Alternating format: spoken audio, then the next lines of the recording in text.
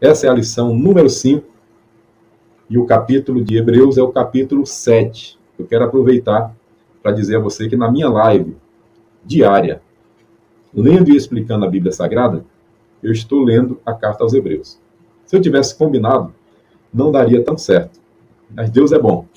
Eu estava lendo aos Hebreus, Números, o livro de Números, e me lembrei que a revista ia sair agora, né, já para abril, e depois de Números eu ia ler 1ª e 2ª Coríntios.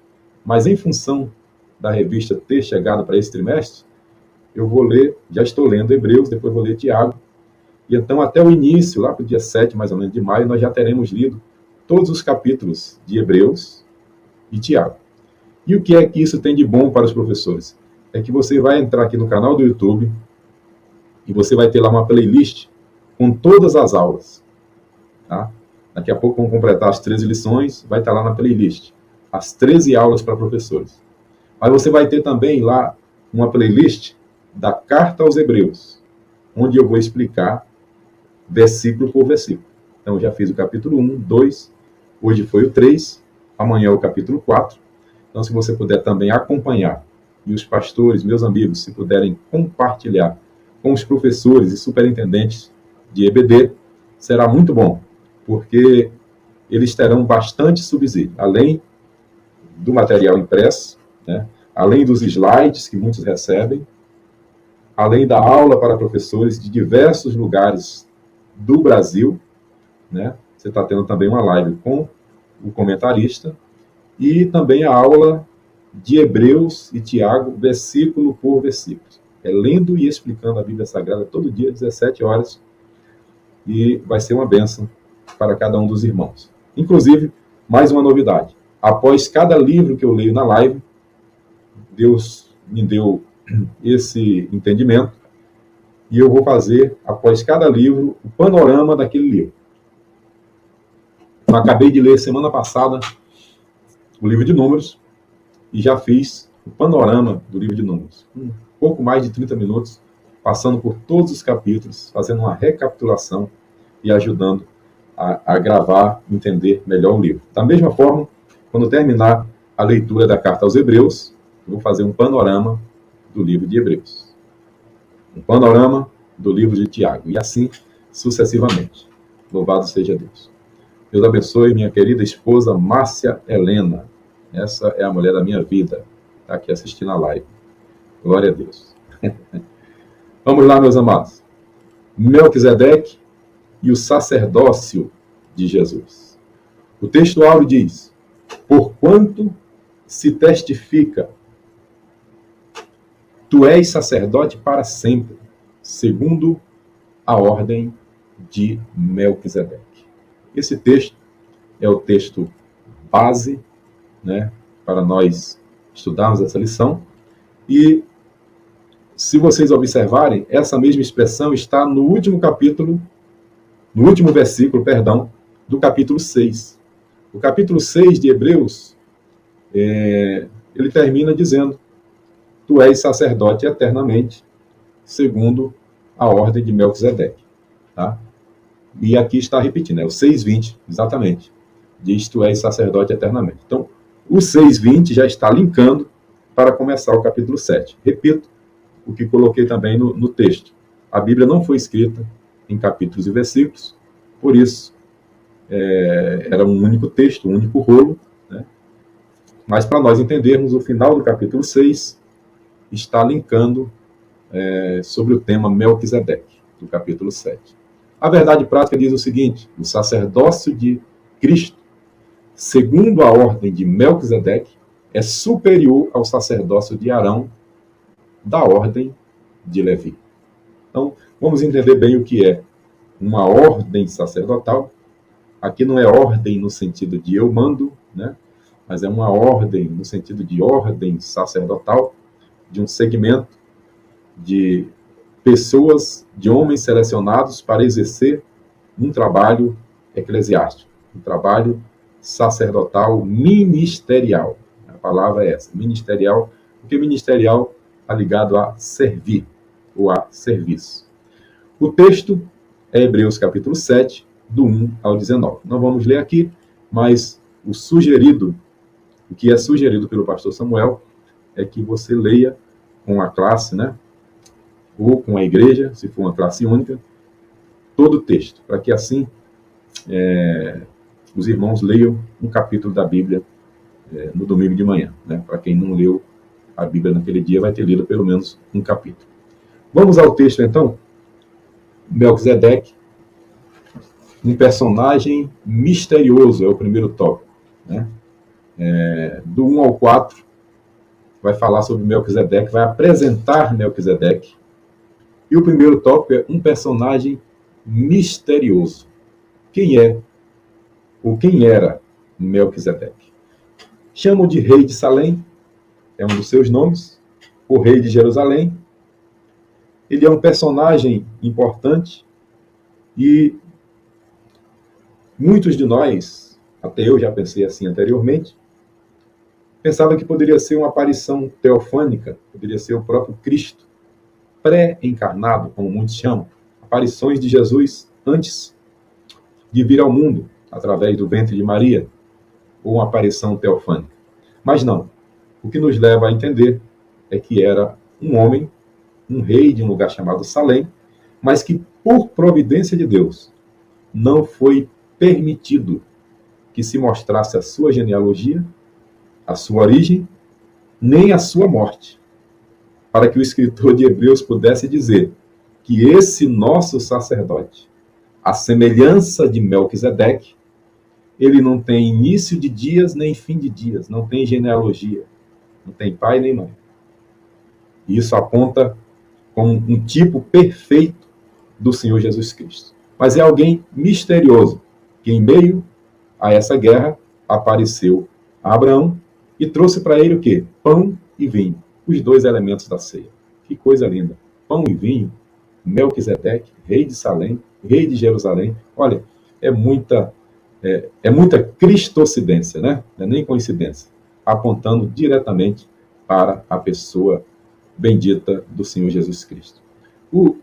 Então, o 7:1, capítulo 7, versículo 1, fica melhor, né? Diz, porque este Melquisedeque, rei de Salém, sacerdote do Deus Altíssimo, saiu ao encontro de Abraão quando voltava da matança dos reis. Então, ele apareceu num momento difícil para Abraão, num momento de guerra, e trouxe para Abraão pão e vinho. O subtópico número 2 diz que ele é um tipo de Cristo. Capítulo 7, versículo 3 diz que ele é sem pai, sem mãe, sem genealogia, não teve princípio de dias nem fim de existência. Entretanto, feito semelhante ao Filho de Deus, permanece sacerdote perpetuamente. Bem, é bom lembrar que somente Cristo exerce o ofício de rei, sacerdote e profeta, dentre outros. Mas esses principais. Porque nós temos homens na Bíblia como Davi. Davi foi rei e foi profeta, mas não foi sacerdote. Samuel era profeta e era sacerdote, mas não era rei. Jesus é rei, é sacerdote, é profeta. Ele é superior aos anjos, ele é superior a Moisés, a Josué, a Arão, e nessa lição aqui, vamos ver ele como superior a Levi, e também um tipo de Cristo, um tipo perfeito. Ele é o tipo, Jesus é o antítipo. Tá? Assim como Rebeca é um tipo da igreja, a igreja é o antítipo. José é um tipo de Cristo. Jesus é o antítipo. Josué é um tipo de Cristo. Jesus, nosso Yeshua, Hamashia, o Josué, o Messias. Jesus e Josué, o mesmo nome significa aquele que salva, Jeová salva, Javé salva. Ele é o antítipo. Então, Melquisedeque é um tipo, e um tipo perfeito do Senhor Jesus Cristo, um rei e sacerdote. Apenas salientando, é bom lembrar que o sacerdócio é eterno, exercido como diz que o Cordeiro foi morto antes da fundação do mundo, então esse é um sacerdócio eterno, que vale para sempre. Né? Profeta, ele exerceu e exerce esse ofício. Agora, o ofício de rei, ele vai exercer na íntegra quando governar com a igreja durante o milênio e governar por toda a eternidade. O seu reino já está entre nós, a igreja implanta o reino de Deus, venha o teu reino, nós oramos todo dia, seja feita a tua vontade, mas o reino dele ainda não é pleno aqui na terra, até que venha a consumação de todas as coisas, né? O cumprimento de todas as promessas, a parousia, como conhecemos. Então, o Melquisedeque é um personagem misterioso, ele é também um tipo de Cristo. E no 7:4, Hebreus, capítulo 7:4 diz: considerai, pois, como era grande esse a quem Abraão, o patriarca, pagou dízimos, tirando dos melhores despojos. Olha, muita gente na internet dizendo que dízimo é coisa da lei, e só quem recebe dízimo são os levitas. Isso é gente que não lê a Bíblia, ou só lê parte da Bíblia. Porque a Bíblia tem referência a dízimo com Abraão e depois também com Jacó, prometendo dízimo ao Senhor. Dízimo era uma prática desde os primórdios. É uma obediência, um ato de gratidão. É um princípio, é a palavra que eu queria encontrar. Princípio. O que a lei fez foi normatizar o dízimo. Só isso. A lei normatizou o dízimo. Mas o dízimo já existia desde a época de Adão. Tá bom? Então a lei simplesmente normatizou. E aqui o escritor de Hebreus vai dizer que Levi estava nos lombos de Abraão quando ele deu dízimos a Melquisedeque. E ia ser gerado 400 anos depois. Então a doutrina dos dízimos é contemporânea, é atual, nós entendemos assim, e esse Melquisedeque recebeu dízimos de Abraão. Se alguém disser para você, só quem recebe dízimo são os levitas, diga para ele: prazer, meu nome é fulano, eu não sou judeu, né? O judeu dá dízimo para os levitas. Eu sou brasileiro, eu dou dízimo para o avanço da obra missionária, para o custeio dos ministros, dos missionários, né? Para a manutenção dos prédios e das propriedades que a igreja tem.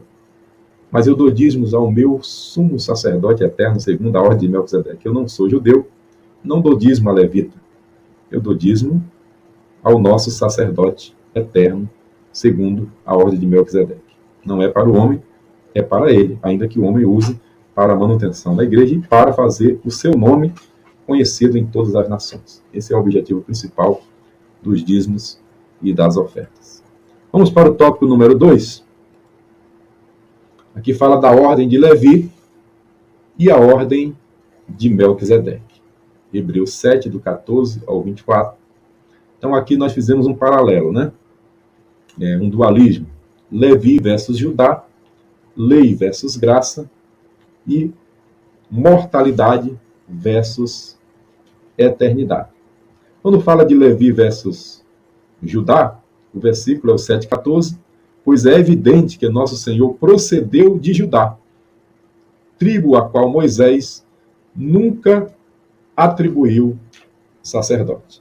E aqui, meus amados, olha, tem algo maravilhoso aí na página 32 da sua revista de professor. Na página 32 está falando que Judá se destacou desde aquele momento que ele se apresentou para ser preso no lugar de Benjamim.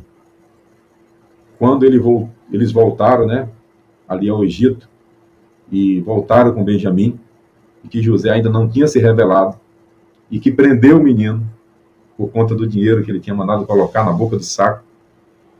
O Rúben já estava sem moral, porque Rúben tinha subido ao leito de seu pai. E aqui vai um ensinamento muito importante para esse tema e esse trimestre que nós estamos estudando, porque a Bíblia diz que a primogenitura era de Rúben. Mas em 1 Crônicas 5 diz que passou para José, porque Rúben foi indigno da primogenitura, ele subiu ao leito de seu pai. José, quando levou os filhos para abençoar o velho Jacó, né, lá na frente, vai trocar as mãos e vai colocar o mais novo, né, o Efraim, na frente do Manassés. Tirou a primogenitura de um e deu para o outro. Bem, antes disso, nós tivemos o caso de Ismael e Isaac. O Ismael não era mais velho? Pois é. Quando chegar em Hebreus, você vai se lembrar de mim. Porque em Hebreus 11 diz que Abraão, pela fé, ofereceu o seu unigênito. Deus não trabalha com nada ilegal. Deus não trabalha com nada que não seja de acordo com a sua lei, a sua palavra. Deus chama Isaac de unigênito. Só Deus e Abraão, na Bíblia, ofereceram o seu unigênito. E Ismael, pastor? Deus o abençoou, Deus o fez grande, mas a Bíblia chamou Isaac de unigênito. A gente vai ver isso lá no capítulo 11. Então, a primogenitura, ela não era necessariamente do mais velho, era daquele que o pai queria. Por isso, lá no capítulo 12, nós vamos ver que menciona que Esaú, ainda que com lágrimas, chorando, não pôde receber a sua bênção de volta, porque ele desprezou a sua primogenitura. Não despreze a sua primogenitura, a sua chamada, porque Jesus nos fez membros da Universal Assembleia e Igreja dos primogênitos inscritos no céu. E aqui nessa página, na página, estou falando de Levi versus Judá, na página 32, fala que Judá se destacou, né, no momento que ele se ofereceu. Ele era o quarto filho, mas lá na frente ele vai ser escolhido como o primogênito, quando Deus rejeitar a tenda de Efraim, depois da divisão das tribos. Quando o velho Jacó foi abençoar os 12 filhos, e ele abençoou Judá, ele disse assim, ó, quem quiser assistir a live de Gênesis, está lá gravado os 50 capítulos no meu canal do YouTube. O velho Jacó diz, o cetro não se apartará de Judá. Já colocou ele como rei. Até que venha Siló. Quem é Siló? É o Messias. A primeira referência ali é ao Messias. Siló. Até que venha Siló. Então, o velho Jacó viu que de Judá era um leãozinho. Jesus é o leão da tribo de Judá. Judá se destacou quando se ofereceu, assim como Jesus se ofereceu por nós, ele se ofereceu para morrer no lugar de Benjamim. E ele assumiu a liderança. Rúben era o mais velho, Rúben desapareceu. Judá assumiu o comando. E por isso, ele tem um diferencial. E Jesus é sumo sacerdote, segundo a ordem de Melquisedeque, e ele não é da tribo de Levi. Ele é de outra tribo, diz o escritor de Hebreus. Ele é da tribo de Judá. Aleluia. E aqui no próximo tópico fala lei versus graça, né? Lei versus graça diz, portanto, por um lado se revoga a anterior ordenança, por causa da sua fraqueza e inutilidade, pois a lei nunca aperfeiçoou coisa alguma. E por outro lado, se introduz esperança superior, pela qual nos chegamos a Deus. Eu sei que fica pequeno aqui para vocês, mas algumas telas, quem assiste na TV, né, vai conseguir ler aí a revista na página de número 32. E eu queria destacar aqui também esse texto, quando fala de lei versus graça, fala de Paulo, vaso escolhido.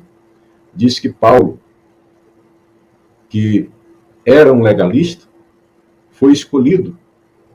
E esse Paulo, que era legalista e foi escolhido, ensina que pela graça nós somos salvos, Efésios 2:8, que a justificação é pela graça. Ensinou que aquele que se justifica pela lei caiu da graça. Gálatas 5:4. Ensinou ao filho na fé, Timóteo, a se exercitar na graça, 2 Timóteo 2:1. Segundo a alegoria que ele fala lá em Gálatas, né? Fala que os filhos de Agar são segundo a lei, mas os filhos de Sara, segundo a graça. Eu tenho uma mensagem, filhos de Agar e filhos de Sara. Nós somos filhos de Sara pela fé. Quando Paulo orou para Deus tirar o espinho na carne, Deus disse: a minha graça te basta. O escritor de Hebreus recomenda que cheguemos com confiança ao trono da graça de Deus. Ele termina a carta em Hebreus 13:25 com a expressão: a graça seja com todos vós. Amém. Arão é legalismo, Melquisedeque é liberdade do Espírito Santo. Arão é religião, Melquisedeque é perdão. Arão é lei, Melquisedeque é graça. Cristo cumpriu a lei e tornou obsoleto o sacerdócio levítico, substituindo por algo infinitamente melhor. Louvado seja Deus pela sua graça. Se eu soubesse cantar igual o Marcelino, eu ia cantar aquele hino que diz: graça, graça, superabundante graça. Foi graça, irmão. Aleluia. Foi graça que me trouxe até aqui. É o que nós vamos cantar na glória. Não foi porque nós merecemos. Foi a graça que nos fez chegar aqui. Nós estamos vivendo aí, na história do Brasil, né, um indulto presidencial, uma graça concedida a alguém que teve um julgamento injusto. Foi isso que aconteceu conosco. Hoje eu coloquei um vídeo no Instagram e no YouTube com o tema O Indulto de Cristo, porque ele nos concedeu. Romanos 5,18 diz que, assim como por uma ofensa veio o juízo e veio a condenação sobre todos, também por um único ato, aleluia, uma só oblação, segundo o escritor de Hebreus, veio a graça, a absolvição, o perdão dos pecados. Então, queridos, esse tópico aqui é maravilhoso. Esse tópico da página 32, lei versus graça, é coisa para você falar um mês inteiro. Mas, infelizmente, a aula só tem 50 minutos, né? Eu já estou com 33 aqui na minha. Vamos correr, então. O outro tópico fala de mortandade versus eternidade. Mortandade versus eternidade. Ou seja, todos aqueles sacerdotes foram substituídos por quê? Foram substituídos porque morreram. Arão morreu, Eleazar assumiu, mas depois Eleazar também morreu. Outros assumiram. Então o texto diz: ora, aqueles são feitos sacerdotes em maior número, porque são impedidos pela morte de continuar. No entanto, porque continua para sempre, tem o seu sacerdote imutável. Este, Jesus, no entanto, continua sacerdote para sempre. Ele é um sacerdote, ou ele faz parte de uma ordem sacerdotal imutável. Aleluia. Imutável. Então, é Levi versus Judá, é lei versus graça, é mortandade versus eternidade. Para encerrarmos, caminhar para o final, né? O terceiro tópico fala Jesus, o sacerdote perfeito e eterno. Sacerdote eterno, 7:21. Mas este com juramento por aquele que lhe disse: o Senhor jurou e não se arrependerá. Tu és sacerdote para sempre. Tu és sacerdote eternamente. E como ele é sacerdote eternamente, é por isso que o seu sacrifício foi perfeito e foi para sempre. Porque esse sacerdote, diz o subtópico 2, ele é mais sublime do que o céu. Mas falando de eternidade, é onde você deve focar. Que o Cordeiro de Deus foi morto quando? Antes da fundação do mundo. Então o sangue de Jesus tem poder para perdoar.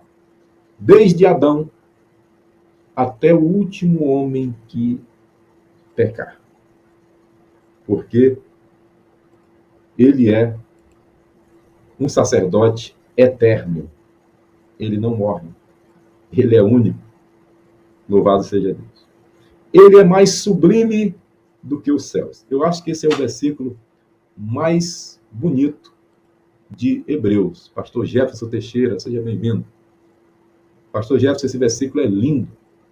7:26 diz que ele é mais sublime do que os céus. Ó. Com efeito, nos convinha um sumo sacerdote como este, como o escritor de Hebreus, seja Paulo, seja Apolo, seja Barnabé, seja Priscila, como santo, inculpável, sem mácula, separado dos pecadores, feito mais alto do que os céus. Ou, em outra tradução, mais sublime do que os céus. Como Deus não aceitar uma expressão dessa, né? O apóstolo Paulo, quando teve aquela visão e foi arrebatado até o terceiro céu, ele disse que ouviu palavras inefáveis, que não era lícito dizer aos homens. Esse sacerdote é mais sublime do que os céus. Meus amados, quando Arão entrava no santuário, seguindo os rituais, e nós fizemos recentemente a live de Levítico, de Números, era muito ritual, era muita cerimônia, era muito animal morto, era incenso, e aquela cortina no dia da expiação se abria uma vez por ano, o véu do templo. Ele entrava com a fumaça. Tua fumaça me cobre, só teus olhos me veem. Ele entrava com o rosto no pó. Aquela fumaça levantava cheio de campainhas, porque se parasse de fazer barulho as campainhas é porque o sacerdote havia morrido. Enquanto ele entrava, a população ficava, cada um à frente da sua tenda, as famílias, torcendo para que Arão fosse aceito perante o Senhor. Quando a fumaça cobria ali a arca da aliança, o Senhor aceitava o sacrifício. Aleluia.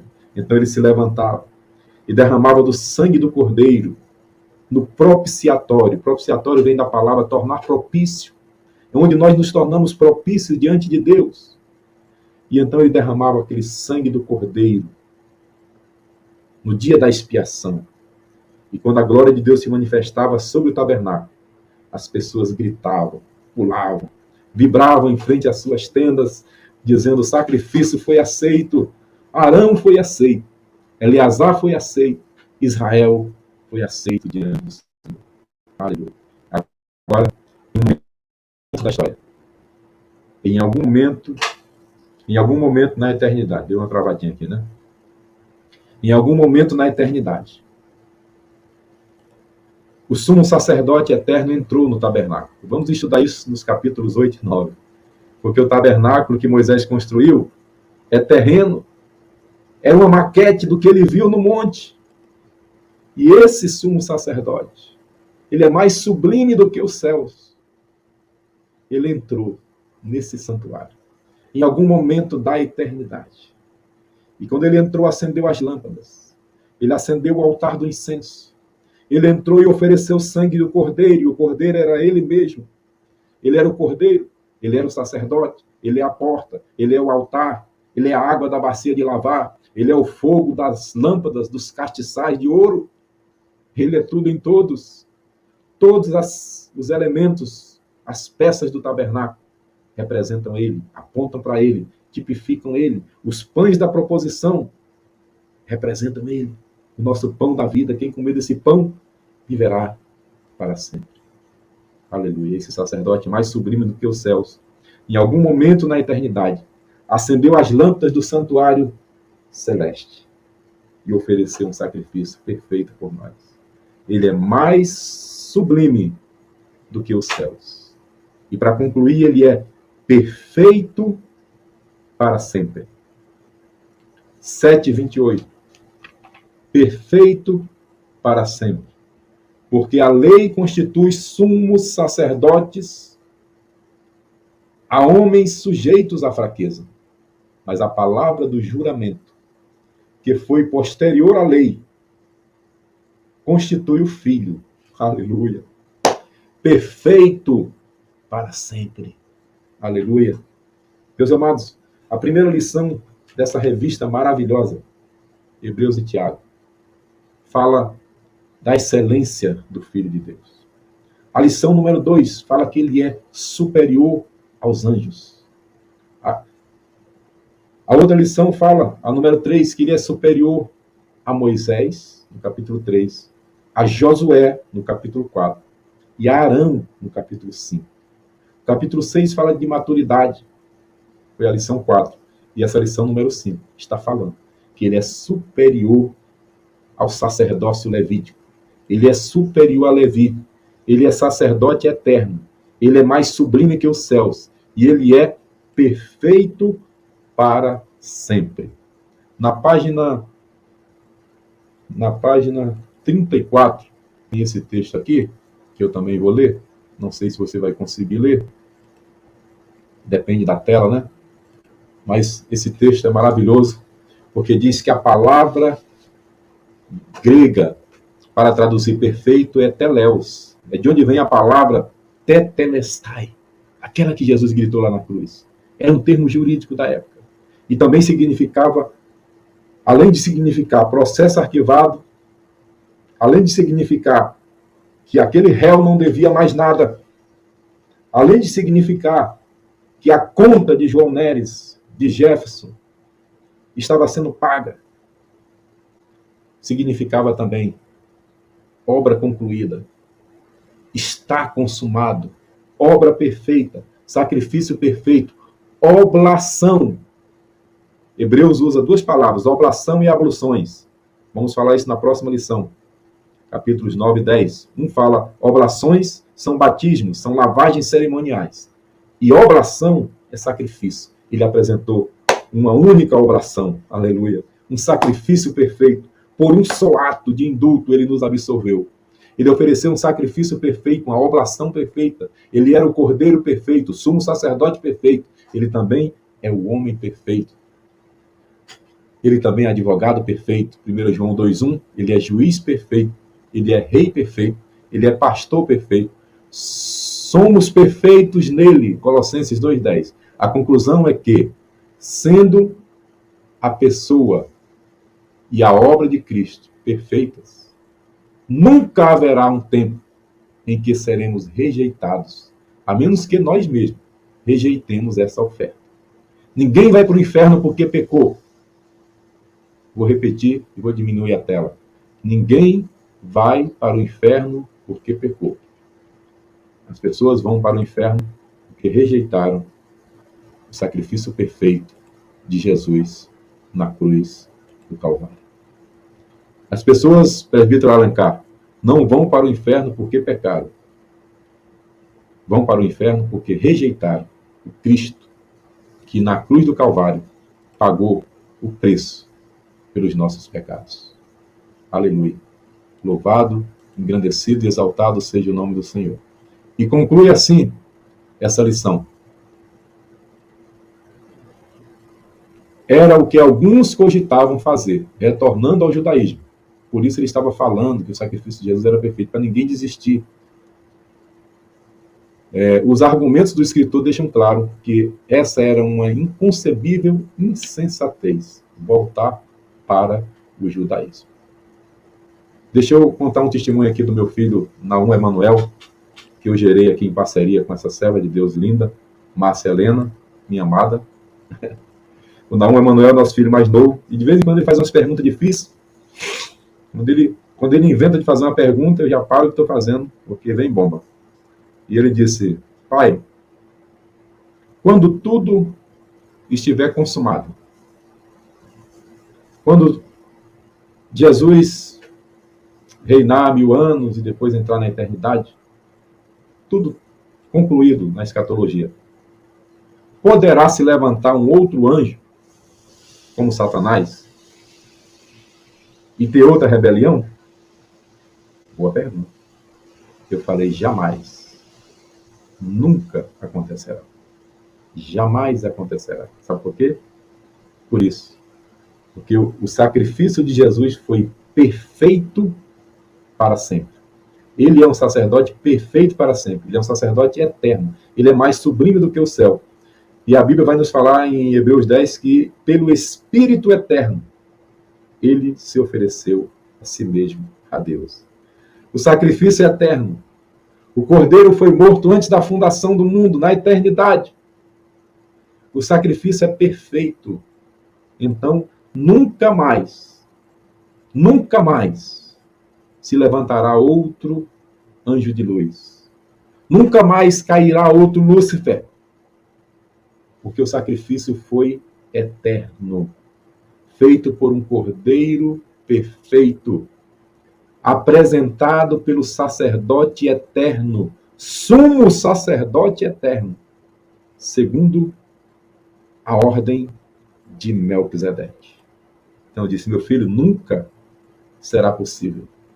Porque o sacrifício de Cristo é para a eternidade. O sacrifício de Cristo é uma vacina que não precisa de reforço, nem de segunda dose, nem de terceira dose. Não é vacina de homem, é vacina para a eternidade. O sangue de Jesus nos purifica de todo pecado. E o sacrifício é eterno, porque foi feito por um sacerdote perfeito para sempre.